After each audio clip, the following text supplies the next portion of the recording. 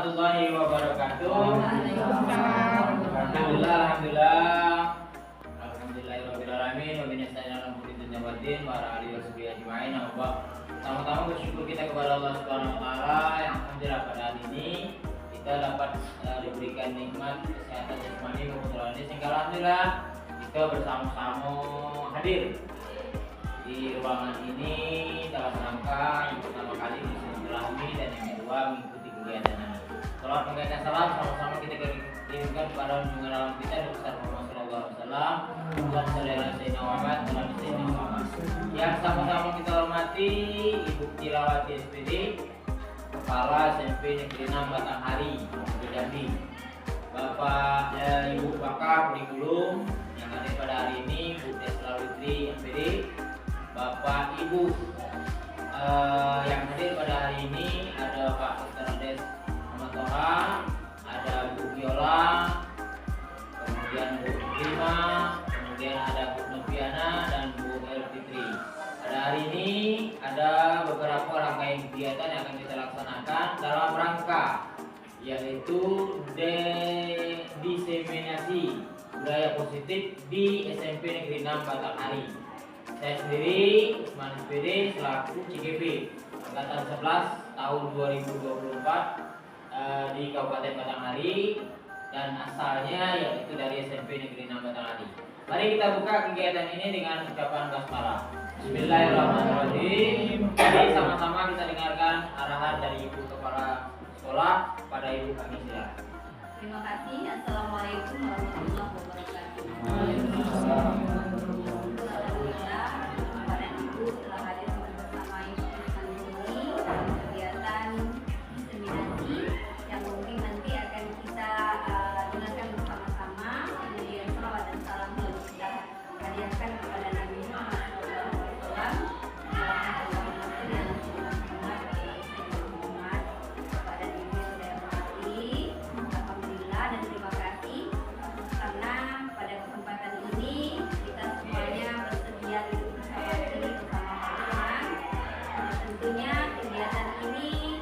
Berupa pembahasan tidak hanya kepada peserta didik kita nantinya, tentunya mungkin kita sebagai coach atau leadernya kita dulu yang menerima. Dan apa yang akan nanti disampaikan oleh Pak Usman di sini diseminasi budaya positif. Jadi insya Allah kegiatan ini membawa dampak yang positif atau praktek baik bagi kita semua di sini nantinya. Kegiatan ini juga mungkin secara menyeluruh belum nampak oleh saya apa saja ya materi-materinya yang akan disampaikan. Insya Allah kita sama-sama mengikuti dengan baik apa saja nanti yang akan diuraikan oleh Bapak kita yaitu Pak Usman sebagai calon guru penggerak angkatan 11 tahun 2024. Semoga kegiatan ini terlaksana dengan maksimal.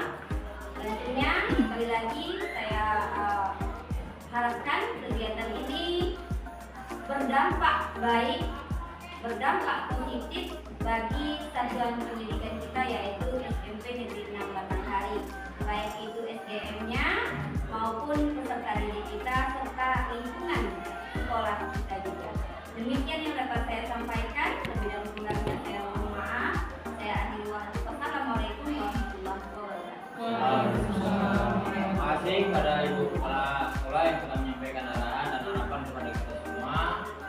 Bapak Ibu hadirin yang berbahagia, kegiatan hari ini mohon maaf sebelumnya apa yang akan saya sampaikan nanti di dalam pembahasan kita tentunya Bapak Ibu semua sudah tahu, sudah paham semua, tetapi kami mencoba hanya pengingat bagi kita bagi yang lupa, kemudian membangunkan kita jika kita sedang tertidur. Jadi mohon maaf tentunya materi yang akan disampaikan nanti jika Bapak Ibu sudah paham dan sudah mengerti, sama-sama kita saling berkolaborasi. Satu tujuan dalam kegiatan ini adalah bagaimana kita menciptakan budaya positif kita di sekolah. Apakah itu budaya positif perilaku, sikap, tingkah laku. Nah, budaya positif yang seperti apa sih? Nah, ini perlu kita garis bawahi. Jadi kalau kita berbicara masalah budaya positif, di mana-mana semua ada budaya positif. Tapi bagaimana yang dimaksud dengan budaya positif yang ada di lingkungan sekolah? Bapak Ibu, kita mulai Sebenarnya di sini ada streaking. Streaking kita ada video ya. Tapi dengan kondisi yang seperti sekarang boleh nanti kita coba Bapak Ibu supaya kita lebih relax lagi di tempatnya, tidak apa-apa. Karena memang kondisi listrik yang lagi padam. Jadi kita cukup bergerak di tempat saja. Ibu lihat tadi ngomong pengen di belakang. Boleh Bu kalau kita mau ikut streaking kita berada di belakang. Kita berada di belakang. Streaking ini untuk kali ini kita mencoba kepada senam otak. Jujur saya sendiri juga belum hafal dengan streaking ini. Jadi mudah-mudahan dengan kita nanti di sini kita dapat pemahaman baru. Kita streaking dulu Bapak Ibu ya. Dan melalui streaking ini otak kita juga menjadi segar. Ya. Kalau suaranya memang laptopnya kurang. Hah? Ini lampunya mati Bu. Oh ada Bu. Nah, boleh. Kita ulang ya. Boleh. Kita mencoba sebelum kita melakukan diskusi ini kita mencoba streaking yang mungkin sama-sama sudah ketahui. Boleh di tempat saja, boleh mau berdiri mau duduk. Iya, boleh. Jangan masalah ya.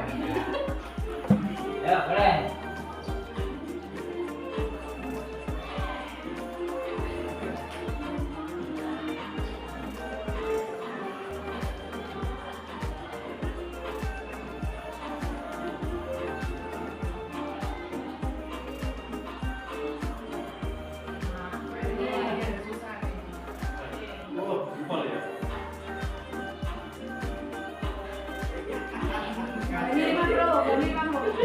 Ya. Sampai. Dari SD ya.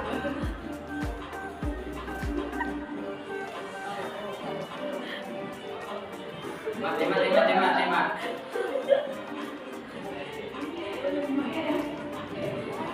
Kelihatan ya siapa yang paling sinkron. Ya. Sampai menunjukkan ketahuan ya. 51. Oh, 51. Ya, 51. Ah. Ini enggak pernah.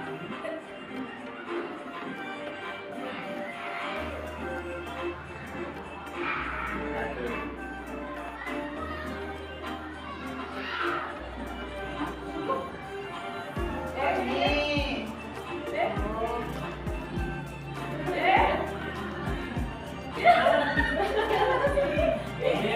Ini terlihat gampang tapi sulit. Ya. Fokus. Ya. Karena sinkron antara otak kiri dan otak kanan. Masuk Pak Bayu. Kanan Pak Bayu sini. Mati lampu, Pak. Ya, ayo Pak Bayu. Ayo Pak. Ayo Pak. Masuk. Masuk. Ayo Pak. Ayo, banyak lagi. Jalan cepat keluar.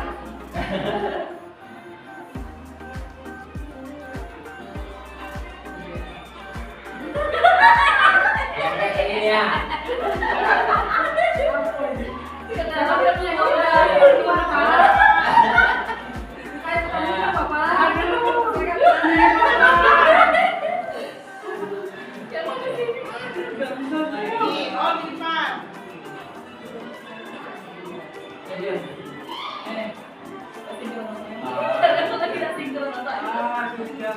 La ilaha illallah.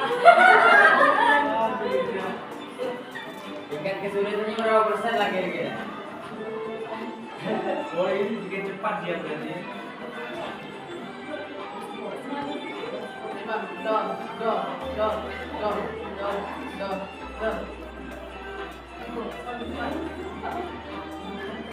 Cepat dia. 15. Ya.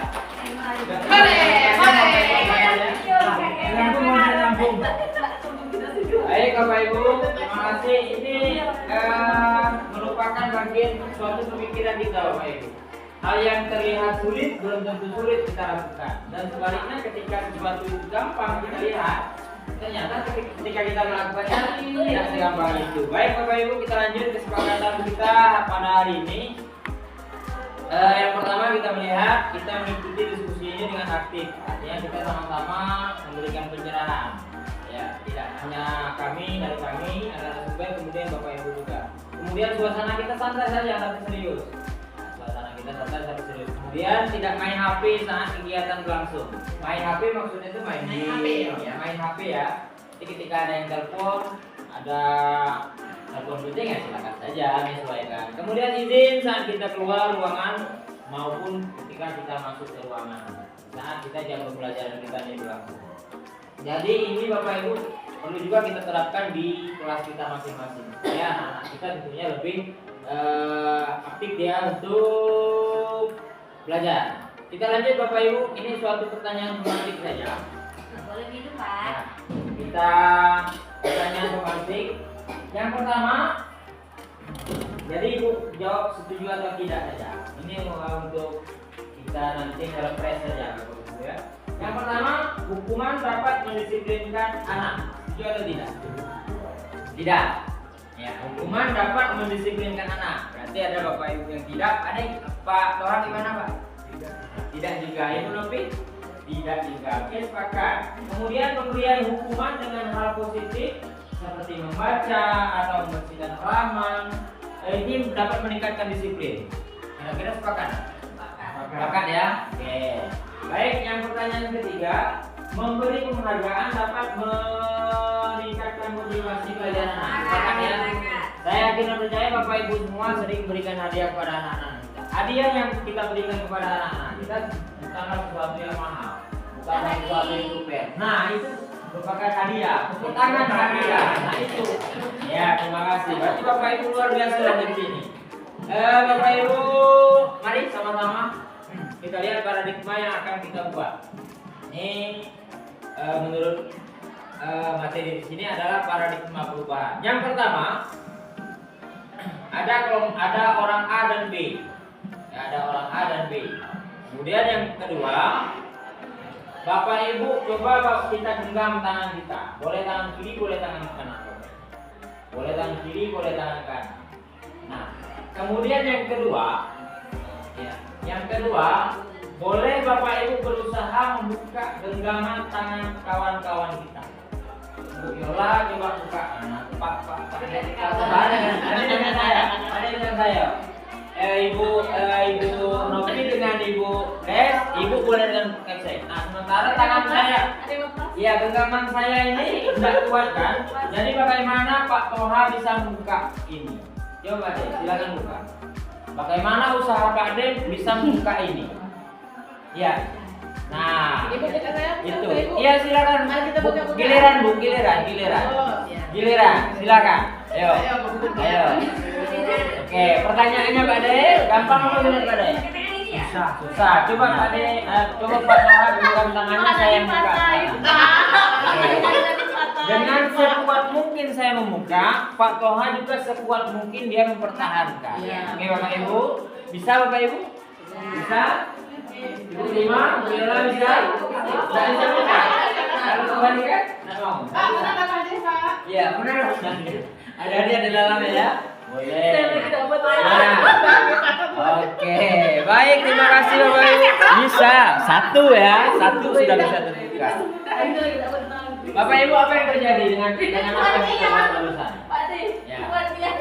Apa yang terjadi dengan apa yang barusan kita lakukan? Yang pertama, apakah kita membuka kepalan tangan kita saat kawan berusaha membuka? Tidak. Baik. Yang kedua, apakah kita menutup kepalan tangan kita saat kawan ingin membuka? Ya. Kemudian tiga, dalam kegiatan ini sesungguhnya siapa yang paling berfungsi? Ibu sendiri, bukan orang lain yang berusaha membuka. Ya, kecuali pintunya kita buka. Baik Bapak Ibu, dalam hal ini sudah bisa kita tarik kesimpulan. Artinya mau kemanapun diri kita, mau jadi apapun diri kita nanti juga tergantung kita. Sekuat apapun kita, selama apapun juga pada pribadi masing-masing. Nah itu yang bisa kita ambil Bapak Ibu. Pembelajaran dengan paradigma yang baru. Baik Bapak Ibu, di sini pembelajaran dengan paradigma baru ini merupakan pembelajaran yang dirancang berdasarkan prinsip pembelajaran berdiferensiasi. Karena lakukan artinya sudah melakukan. Nah, sehingga peserta didik kita belajar sesuai kebutuhan, ya, berdasarkan tahap perkembangan sesuai dengan teori psikologi modern ataupun mewujudkan profil pelajar Pancasila.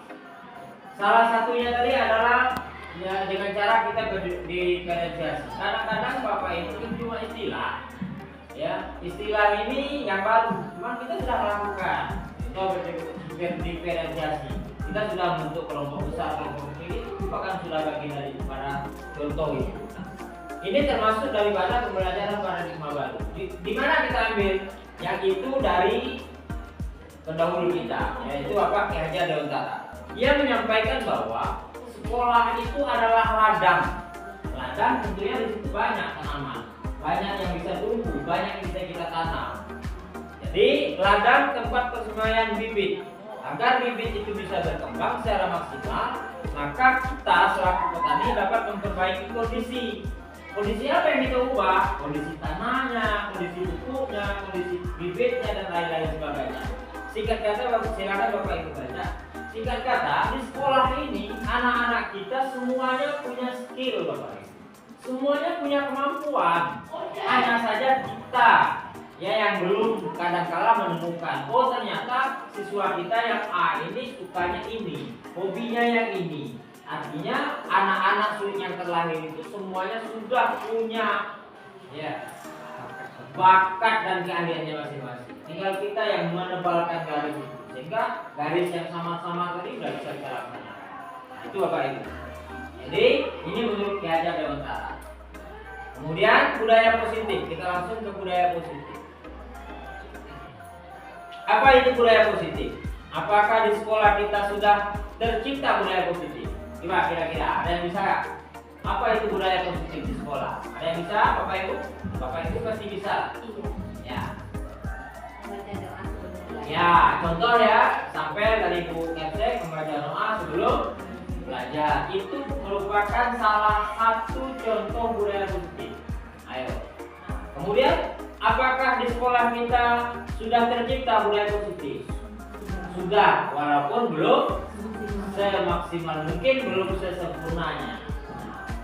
Mudah-mudahan setelah kita melakukan diskusi ini nanti bisa kita terapkan jauh yang lebih menarik. Bapak Ibu, contoh budaya positif yang kita lakukan keseharian kita di sekolah.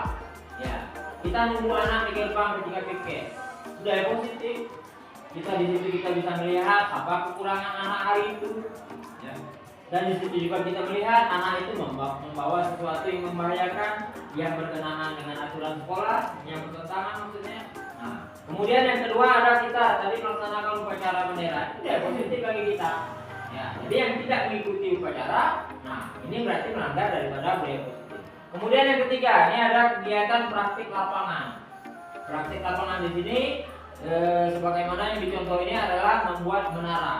Membuat menara yaitu namanya pioneering. Nah, salah satunya Bapak Ibu. Kemudian di sini ada kegiatan kita bergotong royong, berkebun yang ada di belakang kemarin sudah kita laksanakan. Kemudian di sini kita melihat itu upacara Hari Kemerdekaan RI kemarin. Ini budaya positif bagi kita, bukan cuma untuk kita guru, tetapi juga penerapannya kepada siswa. Ini kita melaksanakan apa? Ini kita melaksanakan sarapan pagi bersama ya, sarapan pagi bersama di hari Sabtu. Dan yang ketiga yang keempat kita melaksanakan budaya positif di hari Jumat. Apa itu? Baca Yasin secara berjamaah. Baik Bapak Ibu, budaya positif merupakan perwujudan nilai-nilai kebajikan. Ini pengertiannya panjang Bapak Ibu. Tapi kalau pada dasarnya semuanya kita lakukan. Jadi mewujudkan nilai-nilai kebajikan atau meyakinkan universal secara keseluruhan diterapkan di sekolah. Selama ini guru berkewajiban mengontrol siswa agar memiliki perilaku sesuai dengan yang kita mau gitu nah. Itu yang kebanyakan sekarang, siswa harus seperti yang kita mau. Kemudian perwujudannya guru memberikan hukuman apabila siswa itu tidak sesuai dengan kemauan kita. Jadi kita cek apakah ini sesuai dengan budaya tadi atau tidak. Kemudian kepada siswa yang bersalah memberikan imbalan yang tidak bersalah. Atau penghargaan bagi siswa yang melakukan perbuatan baik. Nah ini, konsep inti budaya positif ini adalah yang pertama ada disiplin positif, kemudian nilai-nilai kebajikan, Kemudian yang ketiga motivasi perilaku manusia, kemudian hukuman atau penghargaan. Tadi juga kita sendiri di depan tadi. Kemudian ada keyakinan kelas. Nah, keyakinan kelas, Bapak Ibu di kelas, baik itu selaku wali kelas maupun guru mata pelajaran, hendaknya kita menerapkan ini, ya, supaya nanti siswa kita jauh lebih baik melakukan budaya positif. Kemudian yang ketiga ada kebutuhan dasar manusia. Kebutuhan dasar manusia itu terbagi menjadi beberapa macam. Nah, kemudian ada 5 posisi kontrol dalam kita berkegiatan di sekolah. Kemudian yang berikutnya ada segitiga distribusi. Nah, ini Bapak Ibu kita melihat, ya, disiplin positif. Disiplin positif ketika mendengar kata-kata disiplin, apa yang terbayang oleh kita? Tertib, Bu Ilma, rapi, Pak Toha, kira-kira apa? Menjalankan, luar biasa. Bu Novi, sama dengan sebelah, ya. Bu Des, mungkin ada yang lain, Bu Des? Rapi. Bu El, Fitri? Iya, ikuti seluruh aturan yang ada. Luar biasa guru BK. Mungkin mungkin? Itu sulit. Sulit. Harus kita lakukan. Iya, sulit namun harus kita lakukan. Sepakat saya. Ya, masing-masing kita punya persepsi yang berbeda-beda. Guru bahasa Indonesia menjelaskan pengertiannya menurut bahasa Indonesia. Guru BK lain lagi. Ya, oke, tidak masalah Bapak Ibu. Disiplin positif. Disiplin berasal dari kata, nah ini bahasa Inggris. Ya, di situ tulisannya disiplina. Menurut orang sana, ya. Yang artinya belajar. Disiplin mengacu pada disiplin diri yang memiliki tanggung jawab terhadap apa yang dilakukan berdasarkan nilai-nilai yang diyakini. Kita membuat suatu aturan di sekolah, artinya aturan itu bukan untuk dilanggar. Kalau sekarang kan kebanyakan, apa bodohnya aturan? Kalau tidak dilanggar kan begitu. Kesepakatan. Ya, kemudian disiplin positif merupakan salah satu cara penerapan disiplin yang bertujuan untuk menumbuhkan kesadaran, bukan semata-mata untuk hukuman. Artinya kita menguatkan kembali jiwa kesadaran diri, bukan disadarkan orang lain. Mestinya pertama harus disadarkan oleh orang lain. Nah, sebagai pendidik, tujuan kita adalah menciptakan peserta didik yang memiliki disiplin diri, sehingga mereka, siswa maksudnya, dapat berperilaku mengacu kepada nilai-nilai kebajikan universal dan memiliki motivasi intrinsik, baik itu dalam maupun dari luar. Itu Bapak Ibu. Nah, nilai-nilai kebajikan, tadi ada nilai-nilai kebajikan. Kalau sekarang kan kita tentunya mengarah kepada profil pelajar Pancasila. Itu ada beberapa item. Kemudian motivasi perilaku manusia.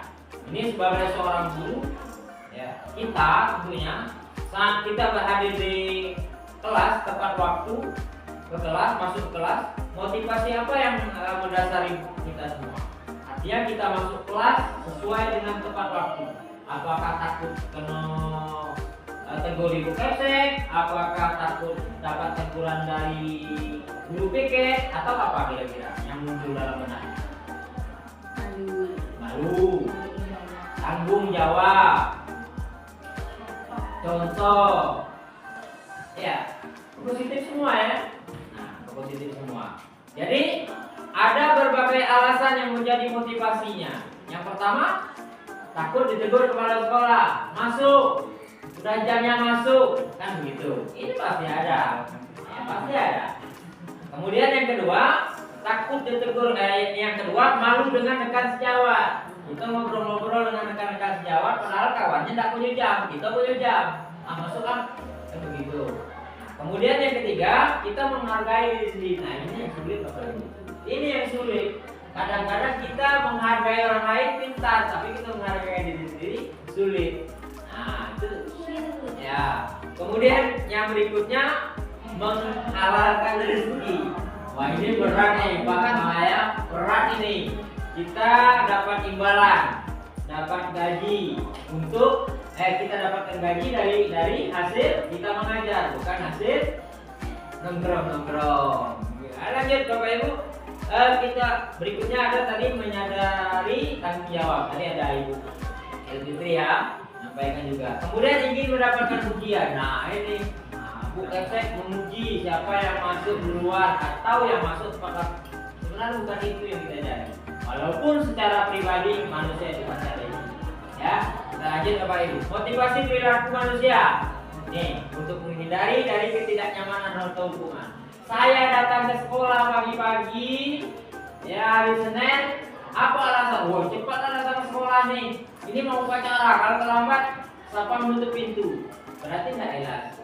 Ya, berarti mengarahnya kepada ketidaknyamanan kalau kita dihukum gitu loh. Bukan karena tanggung jawab, bukan karena tadi menghargai diri pribadi, bukan karena itu. Kemudian yang kedua, untuk mendapatkan imbalan. Nah, kalau saya datang duluan ditengok oleh kepala sekolah, ternyata di akhir tahun ada penilaian guru paling on time. Nah, kan begitu akhirnya. Jadi yang dapat misalnya orang tertentu. Jadi motivasinya kepada penghargaan.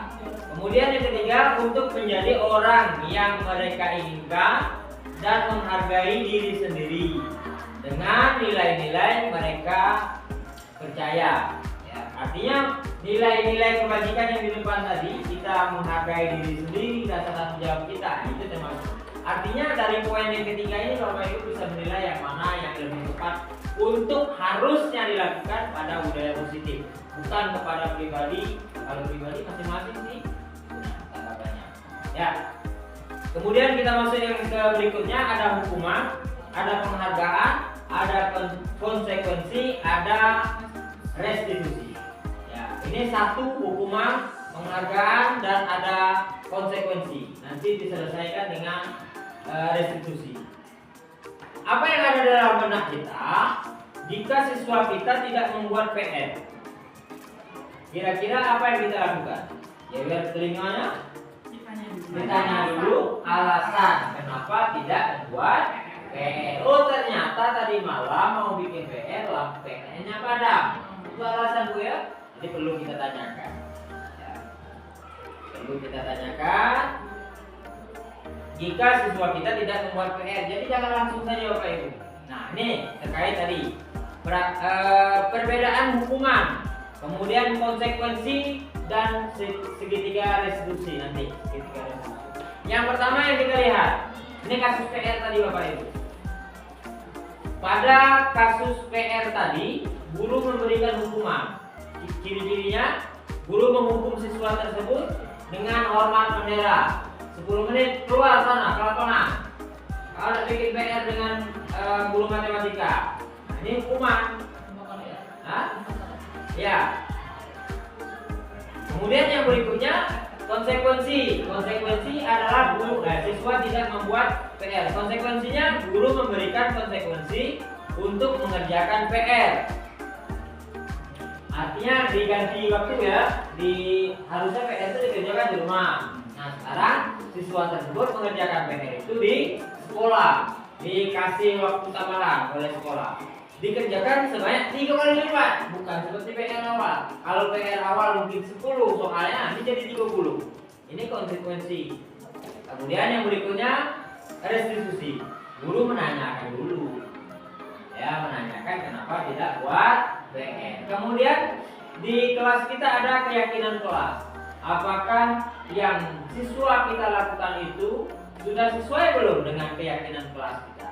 Nah, jadi melihat daripada 3 kategori ini Bapak Ibu, ya, dengan kasus yang sama, siswa kita tidak membuat PR, apa yang harus kita lakukan? Mungkin di benak kita sudah ada, ya, tidak kita memberikan hukuman, tidak kita memberikan konsekuensi, akan tetapi kita selesaikan dengan cara restitusi. Restitusi itu semua segitiga. Nah, kemudian konsep disiplin. Ya, kalau tadi hukuman, sekarang disiplin. Disiplin ya dilakukan saat peristiwa terjadi. Ya. Menyakitkan. Kemudian berikutnya tidak nyaman. Yang namanya kita mendapatkan hukuman itu sakit hati, minimal sakit hati. Suruh tegak bebek di depan kelas atau di depan sekolahan, nyakit. Kemudian tidak nyaman untuk kita rasakan. Nah, begitu juga dengan siswa. Kemudian kita murid takut memaksa, artinya memaksa untuk menyembunyikan kesalahan dirinya. Artinya siswa itu kadang-kadang dia tidak mau ngaku itu bukan karena dia tidak jujur, tapi dia merasa takut. Nah itu Bapak Ibu. Kemudian kita lanjut ke penghargaan. Mana yang harusnya kita lakukan antara hukuman dan penghargaan? Ketika penghargaan ini tidak efektif, merusak hubungan sifat iri hati. Contohnya begini, Bapak Ibu kita harus bersikap adil juga dah. Ya, ketika kita hari itu kita ngantongi 3 permen, ya kita niat kita sebenarnya tadi niat kita tidak berikan hadiah, tapi pas kita pembelajaran ada merasa siswa itu yang bisa tertantang dan kita berikan hadiah, ini bisa merusak kita juga. Akan tetapi kalau kita berikan hadiah itu secara adil, perhatian yang sama, itu luar biasa. Kemudian yang berikutnya, menghukum dengan sistem ranking. Nah, makanya kita sekarang tidak ada lagi rata-rata di rapor siswa itu tidak ada lagi ranking 1, tidak ada lagi Bapak Ibu ya. Nah, ini sangat merusak sekali. Tapi orang tua kebanyakan selama ini hari pemberian atau penerimaan rapor itu banyak orang tua yang posting.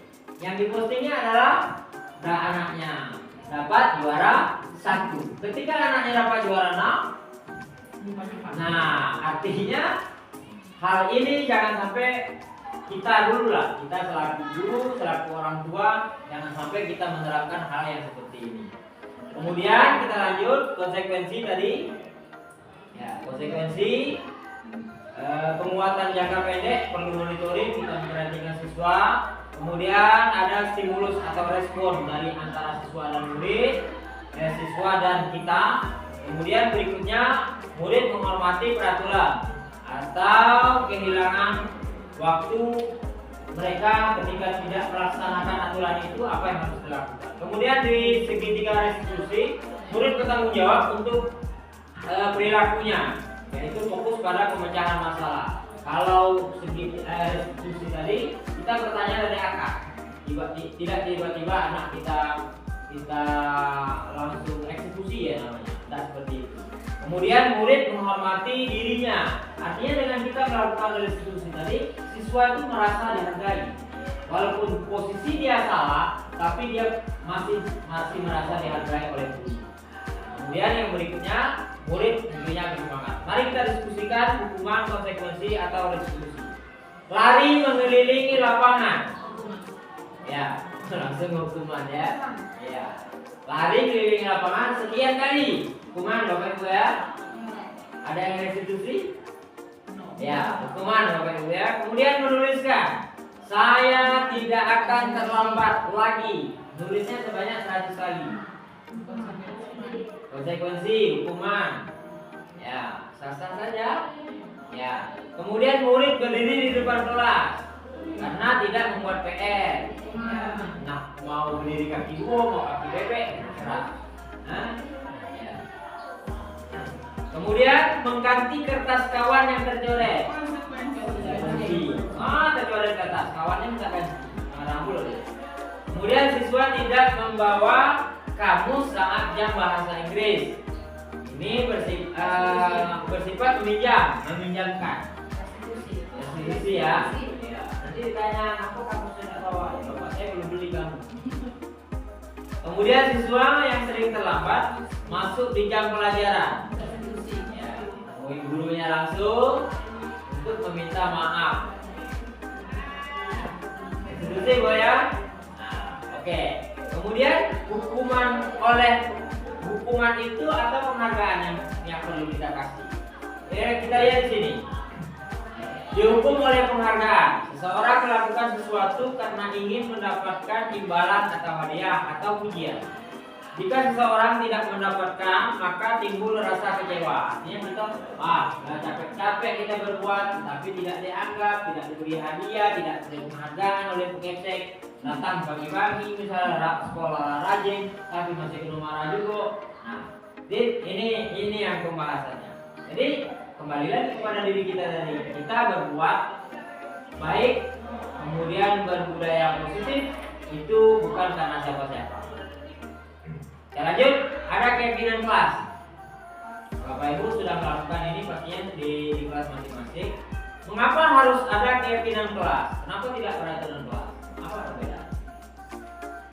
Keyakinan kelas, kenapa harus keyakinan kelas bukan peraturan kelas? Bapak Ibu juga sepakati bersama. Kalau keyakinan kesepakatan bersama, kalau peraturan Pihak nih. pihak, bisa jadi wali kelasnya, bisa jadi guru kelasnya, bisa jadi guru mapelnya. Dan konsekuensi, aturan pastinya ada konsekuensi. Kalau melanggar aturan, ya. Kemudian yang berikutnya, mengapa ada keyakinan kelas? Penting untuk terwujudnya sebuah budaya positif. Kenapa harus keyakinan kelas? Untuk membuat budaya positif. Kenapa, Bu?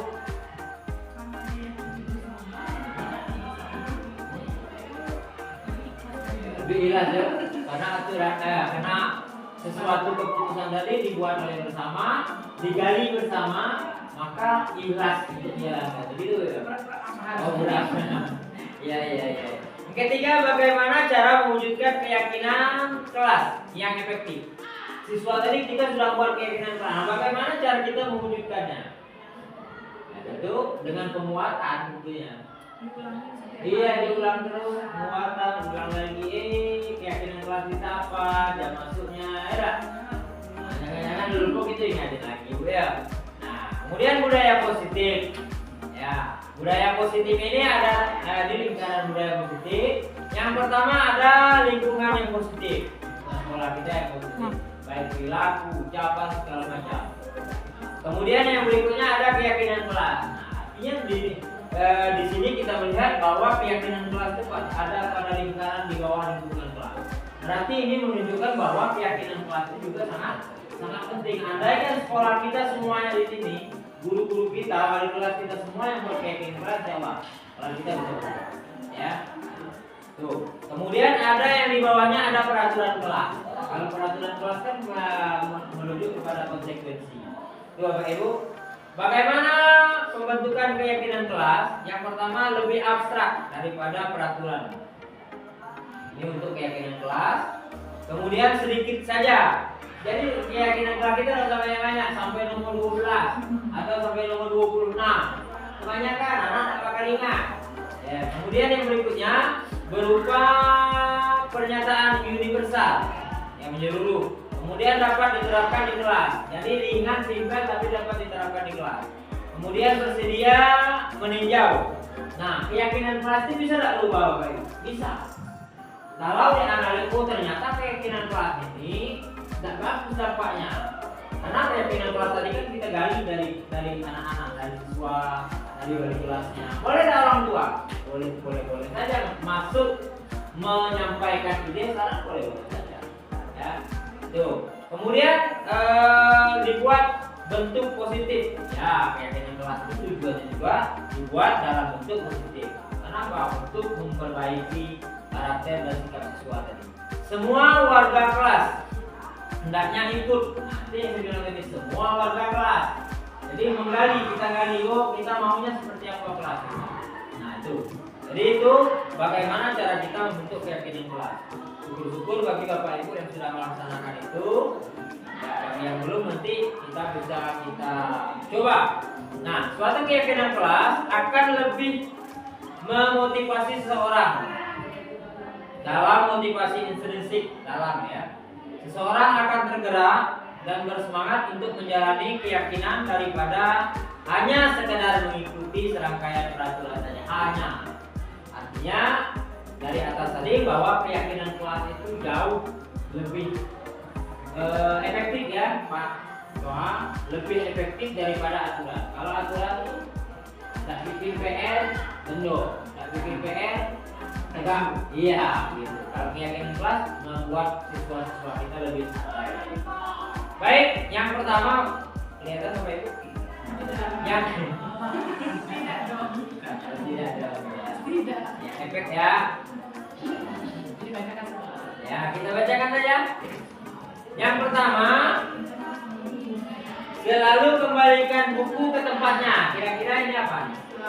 Selalu mengembalikan buku ke tempatnya. Ini bentuk budaya positif apa? Ya, yang pertama selalu kembalikan buku ke tempatnya. Ya, tanggung jawab ya. Terserah Bapak Ibu punya jawaban apa. Tanggung jawab ya. Ya. Yang pertama tanggung jawab. Boleh ditandai Bapak Ibu. Disiplin juga. Nah, kemudian yang kedua, dilarang mengganggu orang lain. Ngejailin kawan, boleh. Nah, menghargai orang lain ya. Kemudian yang ketiga, hadir di sekolah 15 menit sebelum pembelajaran. Disiplin ya. Ya, disiplin tepat waktu. Kemudian dilarang melakukan kekerasan.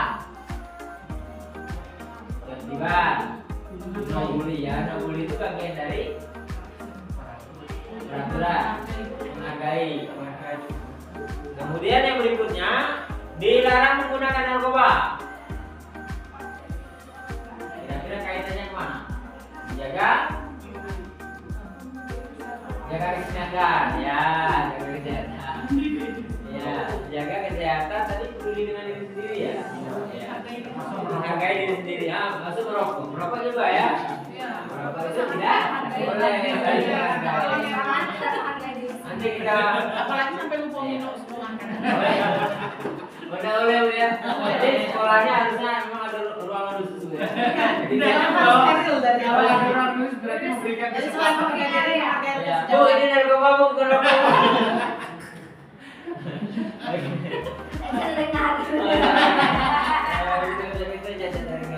Kemudian yang berikutnya, bergantian atau menunggu giliran, antrian. Jadi ya, banyak di mobil sini, kan begitu ya. Oke, SKDK kali dulu ya. Kalau ngantri biasanya terakhir dapatnya. Oh gitu. Tapi kalau belum minum ini Pak, kita datang pertama kalau yang sekali coba jangan Oh, dilayani. Terakhir ya Bu. Lain. Kemudian yang berikutnya ada gunakan masker. Nah, tadi kopi gunakan masker. Kira-kira itu apa? Kopi. Gunakan masker. Untuk kesehatan. Kemudian jangan berlari di kelas atau koridor. Jangan lari lagi. Oke, ingat ya jawabannya masing-masing Bapak Ibu. Ada yang salah nggak kayaknya? Kalau betul yakin saya ada yang betul. Ada yang salah nggak kayaknya? Ya, kesehatan betul Bu Nima. Betul. Masker Bu Novi betul ya Bu Novi. Ya, kesehatan atau tangan kita. Ibu? Yang tulisan merah Pak. Ya, pertanyaannya yang tadi Bu. Ya. Tadi kan yang pertama selalu mengembalikan barang yang dipinjam ke tempatnya, berarti termasuk kepada keyakinan jelas tanggung jawab. Kemudian yang kedua dilarang mengganggu orang lain. Jadi ya. Yang ketiga hadir di sekolah 15 menit sebelum disiplin menghargai waktu. Kemudian dilarang melakukan kekerasan. Dan ganggu orang lain yang mengganggu balas dendam. Nah, itu ayo. Kemudian yang berikutnya kita bergantian atau menunggu giliran. Antrian tadi termasuk terhadap menghargai orang lain.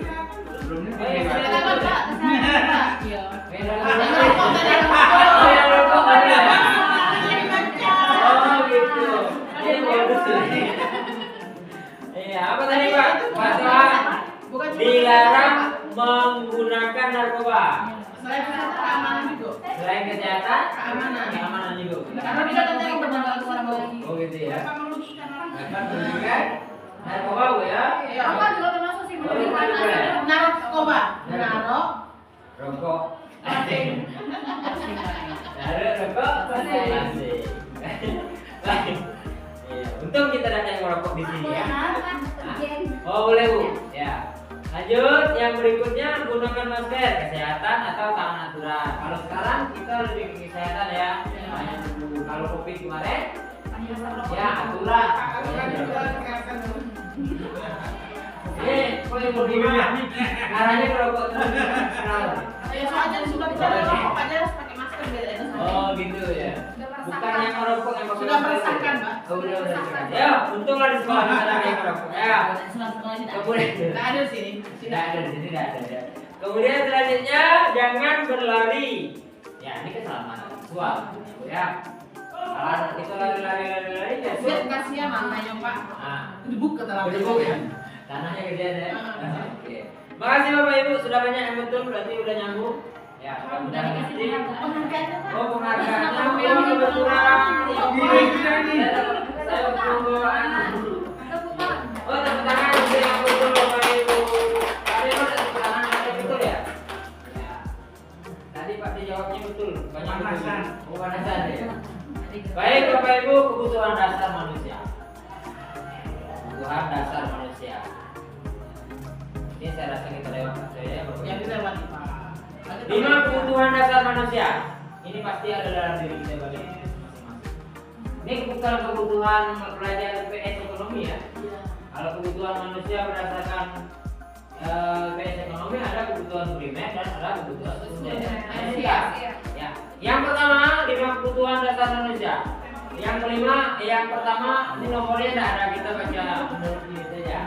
Yang pertama penguasaan. Pasti semua orang tuh pengen menguasai. Setidak-tidaknya orang tua menguasai perilaku anaknya. Kalau tidak kita kuasai, kira-kira Kita dikuasai. kita dikuasai. Nah, betul, sepakat saya. Kemudian yang kedua bertahan hidup. Ada nggak yang tidak mau bertahan hidup? Nah, Jadi kami tidak merokok, merokok bertanda kami itu kan kurang. Betul. Apalagi dari kalau kopas itu sangat berbahaya. Oh, Sudah sangat kami tidak berbahaya. merokok, kenapa yang merokok sama? Bu, ini udah lewat bukan? Kemudian yang berikutnya kesenangan. Siapa yang mau kesusahan? Mungkin Nah, lebih tepatnya kebahagiaan. kebahagiaan. Kesenangan dan kebahagiaan. Kesenangan obat peman. Oh, gitu ya. Kalau kebahagiaan, Kebahagiaan itu adalah lahir batin Bu ya. Yang berikutnya ada kasih sayang dan rasa diterima. Diterima tuh umpama kita di dalam satu lingkungan, kalau kita dikucilkan orang, kita enaknya pindah ya. Iya, apalagi kalau kita kawan lagi rokok, dia mandiri tinggalnya. Kasih kayak mana dulu? Begitu ya. Ya, materi. Ya, jadi kasih sayang dan rasa diterima. Semua orang ingin disayang dan semua orang ingin keberadaannya dimanapun dia berada, dimanapun dia datang ingin diterima. Ini makanya disebut dengan kebutuhan dasar. Kemudian yang terakhir kebebasan. Kebebasan ini tanda kutip ya, bukan kebebasan kebablasan bukan. Nah, saya sepakat itu. Jadi, Sepakat nanti buat ruangan. ya, jadi kebebasan yang dimaksudkan ini adalah bukan kebablasan. Betul. Bebas dari Asap rokok. Ya.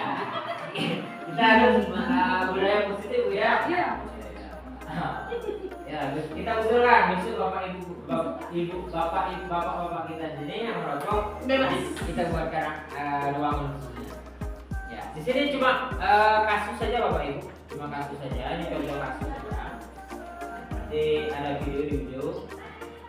Nah, kebutuhan dasar manusia tadi sudah kita bahas. Kebutuhan manusia adalah segala sesuatu yang dibutuhkan oleh manusia untuk mempertahankan keseimbangan kondisi kita, baik itu kondisi psikologis maupun daripada fisiologis ya. Psikologis. Ya, yang bertujuan untuk mempertahankan kehidupan dan kesehatan. Jika salah satu daripada kebutuhan dasar manusia tidak terpenuhi, maka akan memunculkan sebuah masalah besar. Dari 5 tadi 1 saja kita tidak terpenuhi, mulai kita dapat menimbulkan masalah besar. Baik Bapak Ibu, kita saksikan dulu. Di sini ada 5 posisi kontrol. Ya, menurut daripada dasarnya. Maksudnya siapa yang menciptakan daripada 5 posisi kontrol ini? Silakan kita nikmatin dulu.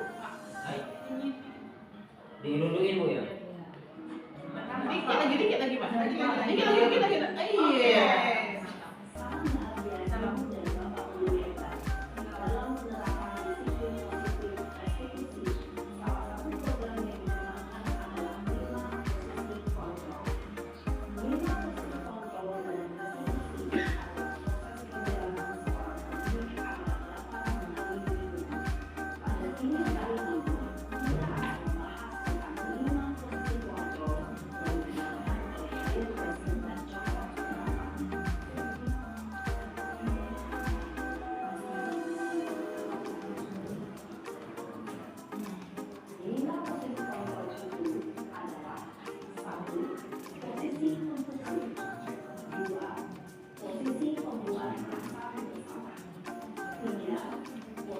teman. 4. Posisi pemantau atau monitor. Dan 5. Posisi manajer. Untuk lebih memahami kelima posisi tersebut, mari kita saksikan kasus kemarin yang terlambat hadir 20 menit di Nah, sekolah Bapak Ibu, dan lihat bagaimana kasus ini sering terjadi di sekolah kita. Ya, pasti ada kejadian. Oleh karena itu kita lihat nanti kita posisinya di mana, posisi kontrol yang mana kita. Ya, yang terlambat. Naren nama.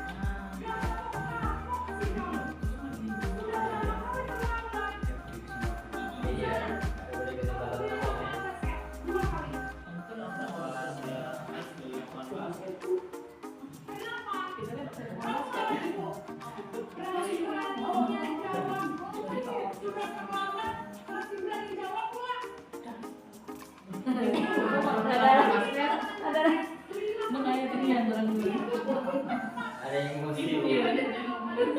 Emosinya bukan dengan siswa. Iya. Nada tinggi, anak tidak diberikan kesempatan untuk menjelaskan. Tuh, di posisi penghukum ya.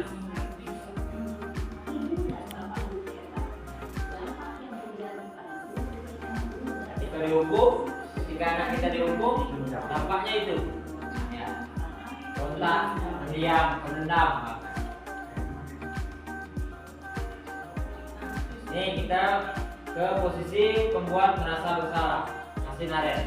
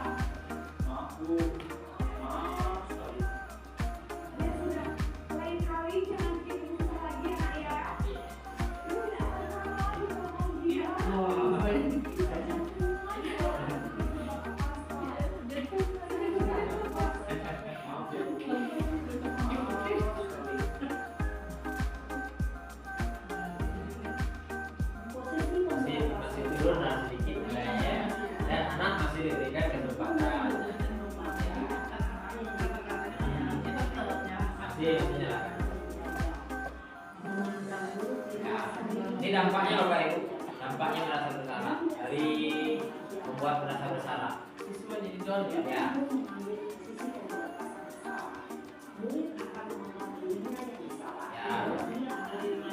Nah, jadi terbalik dengan yang pertama ya, anak diam, diam, dan dikasih waktu ngomong. Ini posisi teman, sebagai teman. Nah, kenapa gitu? Bukan kayak gitu. Bukan juga kayak gitu. Coba gue sebenarnya. Iya. Lalu kan suruh masuk, suruh lagi-lagi.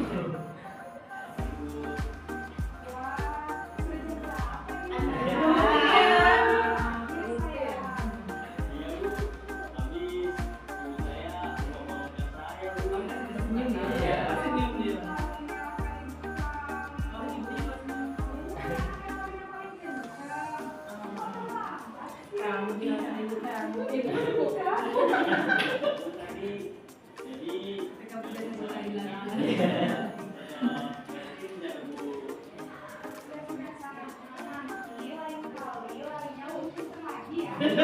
Hari kan kasih ngomong di belakang sih.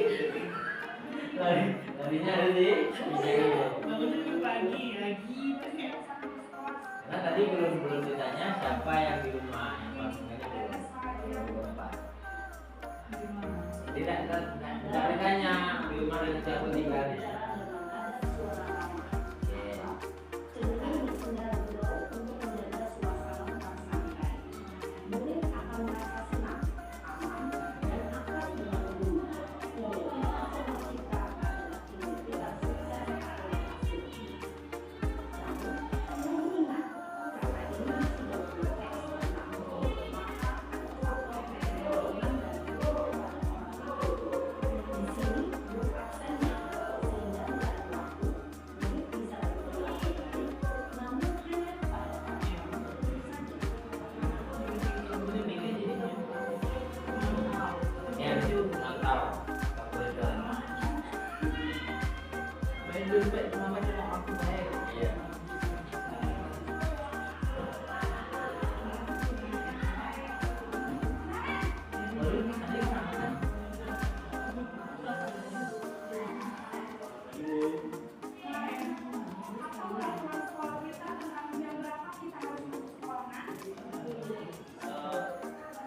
harus ke sekolah jam 7 Bu. Iya betul, sekarang sudah jam 7.20. Kalian sudah tahu konsekuensinya jika terlambat hadir? Paham Bu, saya harus tinggal kelas pas jam istirahat selama 20 menit. Iya benar, konsekuensinya demikian. Jadi nanti jam 9.30 pas istirahat, kamu harus tinggal di kelas. Kerjakan tugas lambat untuk ketinggalan. Ya? Baik Bu. Posisi pemantau mengandalkan penghitungan atau data untuk pemantauan murid. Guru mengarahkan murid berdasarkan peraturan dan konsekuensi. Seorang pemantau menunjukkan bahasa tubuh dan ekspresi wajah yang datar dan cenderung formal.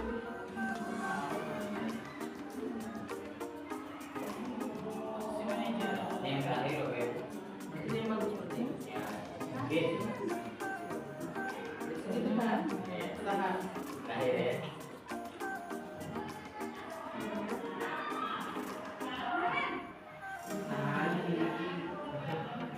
Jadi aduh. Pas ya. Pas ya. Pas ya. Maaf Bu, saya terlambat. Iya, sekolah masuknya jam 7, sekarang sudah jam 7.20. Jadi sekarang bagaimana ini kalian? Maaf Bu, saya lupa soal tes malam. Kalau terjadi lagi. Yang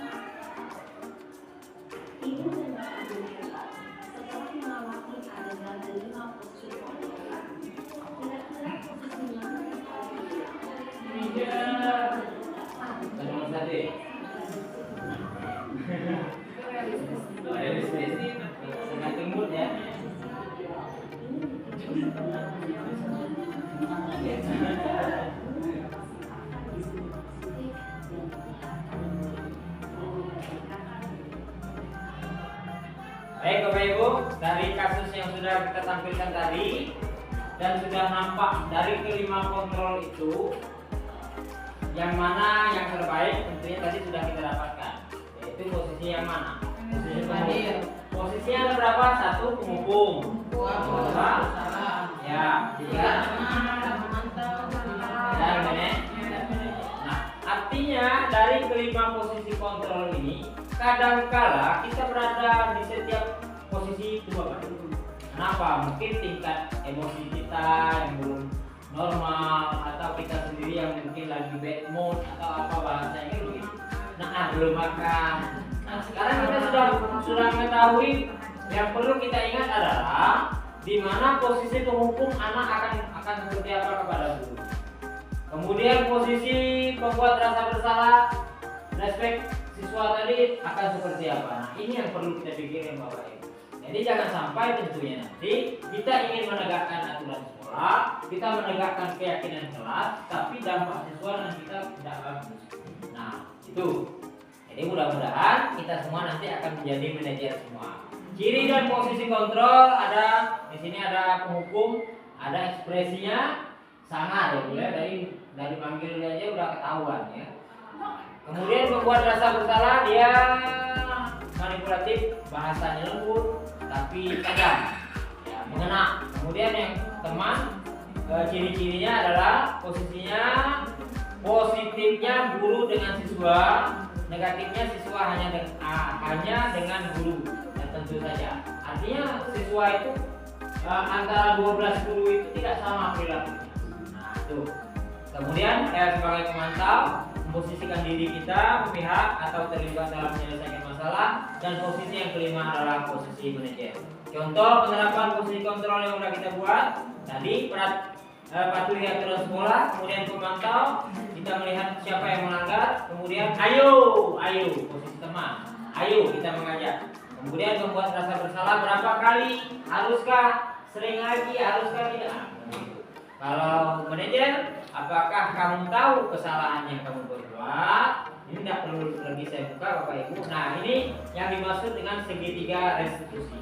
Segitiga restitusi itu ada 3 bagian. Ya namanya segitiga restitusi. Ini kita lewatkan saja Bapak Ibu. Nah jadi dari segitiga restitusi tadi Bapak Ibu, nampak Bu ya? Ya layarnya terlalu anu Bu ya. Kan segitiga restitusi ya, namanya segitiga. Yang pertama naik atau turun ya? Yang pertama naik atau turun? Naik. Ya. Kemudian yang kedua Turun. Yang ketiga Datar. ya. Betul? Betul. Yang pertama adalah, ayo. Kalau pertama turun kayak mana Pak? Nah ketemu Bu. Turun. Ya. Datar. Yang pertama kita menstabilkan dulu Bu.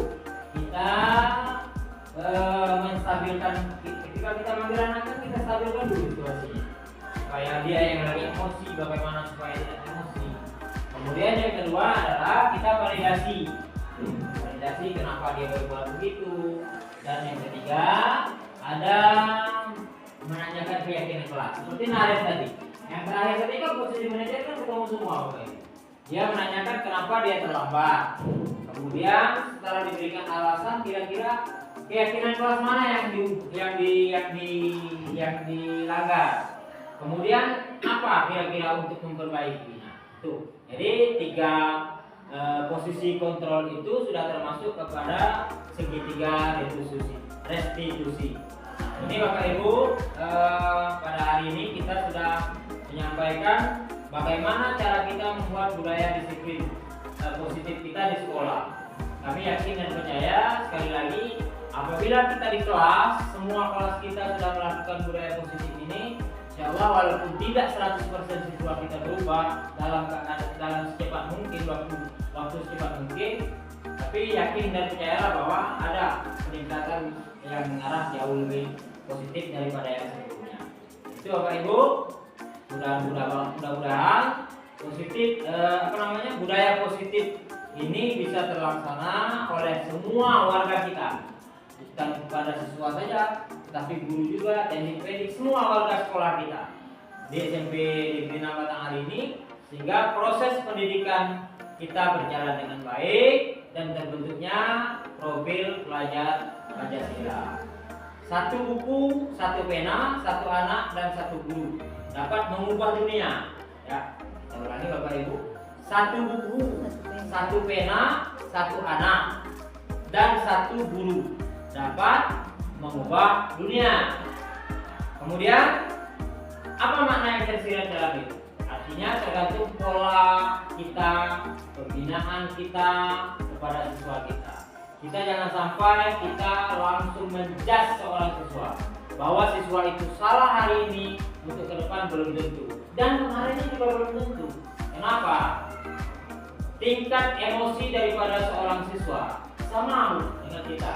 Mungkin di rumahnya atau di luar dengan bersama temannya, mungkin ada sesuatu yang membuat dia lebih emosi.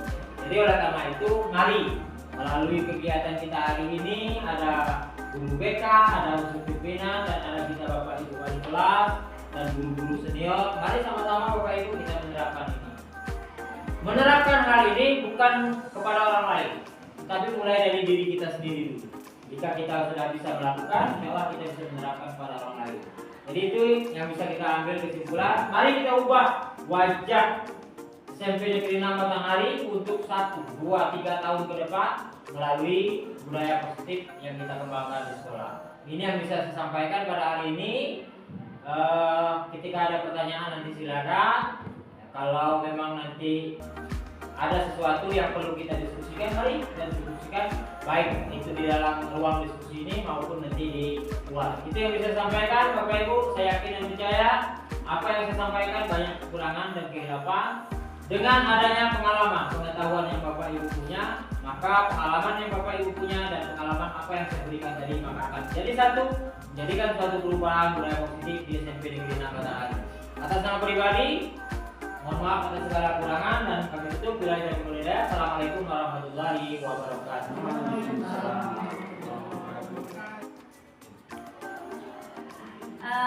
Terima kasih untuk semuanya pada Pak Usman sebagai calon guru penggerak. Tentunya masukan-masukan ataupun materi yang tersampaikan tadi itu menurut saya sesuatu yang apa ya, kalau kata orang sekarang bilangnya positive vibes ya, gitu ya, ya kan, ya katanya kan.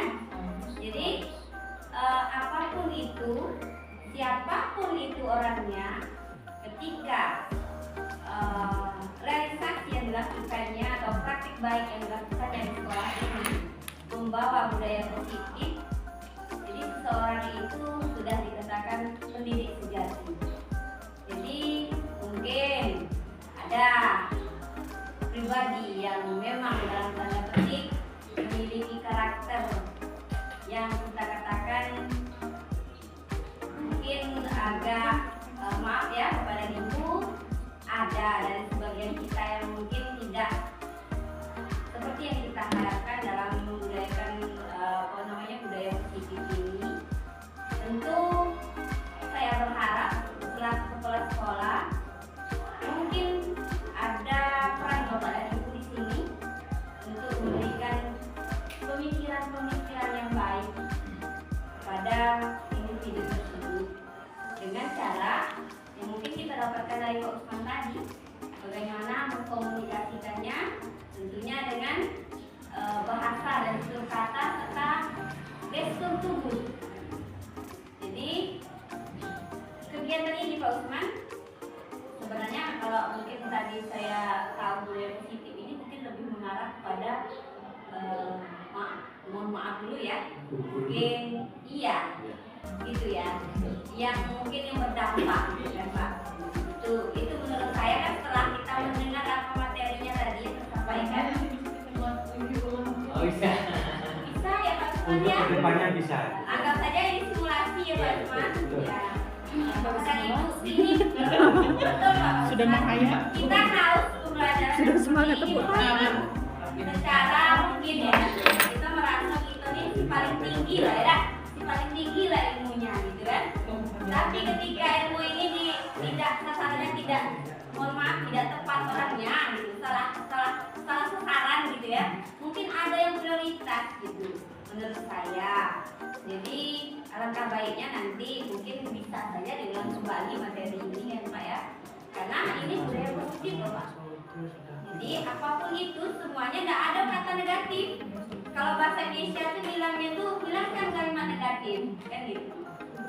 Jadi munculkan kalimat-kalimat positif untuk semua yang ada di lingkungan satuan pendidikan kita ini. Jadi harapan saya besar Pak Usman. Jadi kalau misalnya di sini Bu, itu bukan bentuk dari ketidaktahuan mereka tentang budaya positif, itu adalah karakter. Ya kan? Nah, beda. Jadi tetap kita terangkan balik-balik kita seorang pendidik, apapun itu kita adalah seorang pendidik. Mau egois, mau apa, mau ini, mau dia muda, mau dia tua, dia dah hormat dengan tua, dia dah hormat dengan muda. Balik-balik kita, diri kita gitu kan, selaku pendidik. Udah bedanya kita dengan mereka. Kalau kita dengan dia sama baik gitu kan. Nah kan gitu. Nah ini luar biasa sekali. Saya apresiasi untuk Pak Usman untuk materi ini. Semoga harapan saya di sini, mungkin tidak nanti sampai batas saya di sini selesai juga. Insya Allah SMP 6 memiliki budaya positif dan penerapan budaya positif ini sudah terrealisasi di gerakan sekolah sehat, gitu ya Bapak Ibu ya. Jadi harapan saya juga jangan hilangkan logo sekolah sehat di sekolah ini ketika mungkin saya pun tidak ada lagi di sini bersama Bapak Ibu nanti, karena gerakan sekolah sehat ini sama ya, pengimbasan daripada diseminasi budaya positif ini, itu menurut saya. Jadi tepat sekali yang Pak Usman sampaikan. Nah, penerapan yang positif seperti itu harus selalu dilaksanakan, continue. Dan juga kemarin sudah bersama Bu Wakakur dan Pak Wakasis, ini kami memilah mana kegiatan atau budaya positif ini yang bisa diterapkan, yang bisa dijadikan agenda untuk program sekolah. Apakah ke siswanya, Wakasis, berarti kan, atau ke kurikulum. Nah itu yang nanti kami mau matchingkan antara program DSS ini, apakah ke KSP kita atau ke program kesiswaan kita. Nah itu Bapak dan Ibu. Mungkin ini saja yang mungkin dapat saya sampaikan Bapak dan Ibu. Terima kasih lagi kepada Pak Usman dan Bapak Ibu guru semuanya. Kita dapat pelajaran baik hari ini. Mungkin yang tadinya tidak terlintas di pikiran kita, oh ternyata seperti itu. Ilmu yang bermanfaat itu selalu kita harus dapatkan. Untuk apa? Untuk merefresh pemikiran kita atau pola pikir kita. Mungkin ini saja yang dapat saya sampaikan. Saya akhiri, wabillahi taufiq wal hidayah. Wassalamualaikum warahmatullahi wabarakatuh. Waalaikumsalam. Terima kasih pada Bu Ceng dan Bapak Ibu semua, karena dari awal tadi sudah disampaikan, apapun yang saya sampaikan tentunya Bapak Ibu sudah punya dasar, sudah punya pemahaman, tapi diberi kita ada cara diskusi. Sekali lagi terima kasih Bu Ceng atas waktu dan kesempatannya serta tawarannya. Boleh lain kali kapan ada waktu bisa kita ambilkan lagi lah, dan bisa kita nanti ambil sumber-sumber yang lain. Sekali lagi kepada Bapak Ibu juga makasih atas waktu luangnya, bukan waktu luang, meluangkan waktunya untuk kita belajar bersama. Ya, mudah-mudahan nanti kedepannya juga akan ada nanti setelah saya pulang lagi kan begitu. Sampai kita kesibukan kita yang lain Bapak Ibu. Sekali lagi terima kasih. Nanti kita tutup dengan sesi foto bersama. Ya, mudah-mudahan dengan foto bersama nanti kan juga membawa kenangan baik gitu. Bukan budaya positif lagi itu ya, tapi kenangan baik untuk kita semua. Sekali lagi terima kasih. Hebat untuk kita semua. Mudah-mudahan sukses untuk kita semua yang hadir dalam ini. Terima kasih. Assalamualaikum.